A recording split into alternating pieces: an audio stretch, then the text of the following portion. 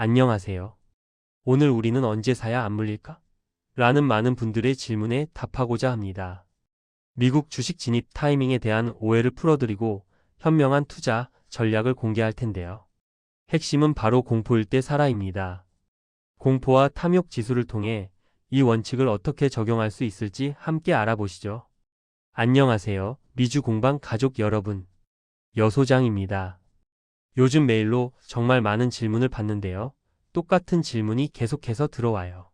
소장님 사고는 싶은데 너무 비싼 거 아니에요?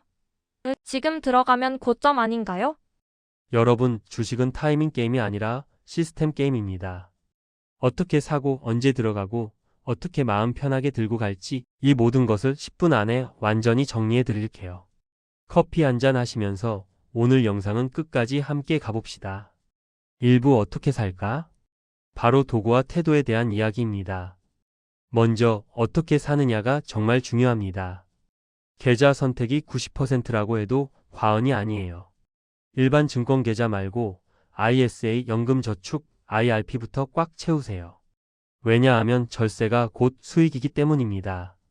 미국 주식도 ISA에서 충분히 살 수 있고 비과세 한도를 활용하면 정말 큰 차이가 납니다. 자, 그렇다면 지금 가장 사고 싶은 미국 주식은 무엇인가요? 댓글 또는 메일로 딱 한 종목만 써주세요. 제가 나중에 답글 보내드릴게요. 2부 언제 들어갈까? 타이밍의 진실에 대해 말씀드리겠습니다. 첫째, 공포와 탐욕 지수를 적극 활용하세요. 극단적 공포, 즉 지수가 25 이하일 때가 바로 세일 기간입니다. 둘째, 분할 매수 전략입니다. 한 번에 몰빵하는 것은 금물. 3에서 5회로 나눠서 매수하며 리스크를 줄이세요. 셋째, 이동평균선을 활용하세요. 21선, 121선을 주목하고 반등할 때 진입하는 것이 좋습니다. 나무를 심기 가장 좋은 때는 20년 전이었고 그 다음으로 좋은 때는 바로 오늘입니다. 이 말처럼 꾸준히 투자하는 것이 중요합니다. 이 차트는 시간 흐름에 따른 공포와 탐욕 지수를 보여줍니다. 보시다시피 2018년부터 2020년 12월 4일까지의 데이터를 통해 시장의 극단적인 탐욕과 공포가 어떻게 반복되는지 확인할 수 있습니다. 공포 지수가 낮을 때는 투자 기회가 되고 탐욕 지수가 높을 때는 주의가 필요한 시기였다는 것을 알 수 있죠. 3부 시소 전략입니다. 이 균형 잡는 전략은 특히 5060 세대에게 강력히 추천드립니다. 5060 세대는 한 방을 노리기보다는 지키는 투자를 해야 합니다. 적립식 투자의 힘을 믿으세요.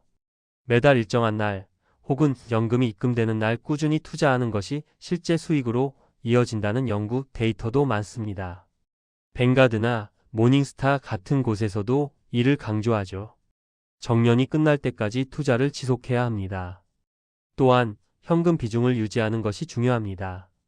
계좌의 10에서 30%는 항상 현금으로 보유해서 하락장이 오면 웃으면서 쇼핑할 수 있도록 준비해야 합니다. 다시 한번 강조하지만 5060 세대는 한 방이 아니라 지키는 투자를 해야 합니다. 다음은 적립식 투자와 목돈 투자의 역사적 성과를 비교한 차트입니다. 2000년 이후 S&P 500에 10만 달러를 한 번에 투자한 경우와 매월 동일한 금액을 분할하여 투자한 경우를 보여주고 있습니다. 보시다시피 목돈 투자가 전체적으로 더 높은 수익률을 기록했습니다.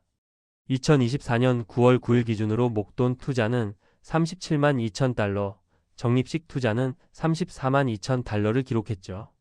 이는 어디까지나 참고 자료이며 투자자의 상황과 시장 환경에 따라 결과는 달라질 수 있습니다. 공포지수, 이동평균선, 이건 단타에 필요한 것이고 장기 투자, 분할 무기적으로 적립식으로 투자하는 때는 전혀 신경 쓰지 않아도 됩니다. 4부 QTOP 압축 투자입니다. 최근 주목받는 ETF인 QTOP는 나스닥 100 종목 중 상위 30개 기업만 압축해서 투자합니다. 왜 이런 전략이 가능할까요?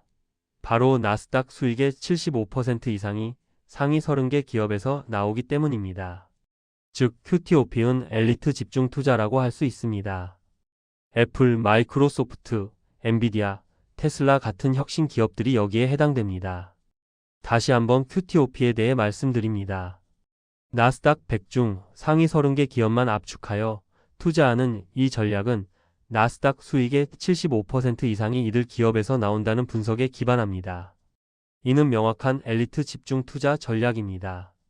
저는 기본 베이스로 QQQM을 가져가고 여기에 QTOP를 성장 가속 장치로 활용하는 구조를 선호합니다. 5부 연령대별 포트폴리오 전략입니다.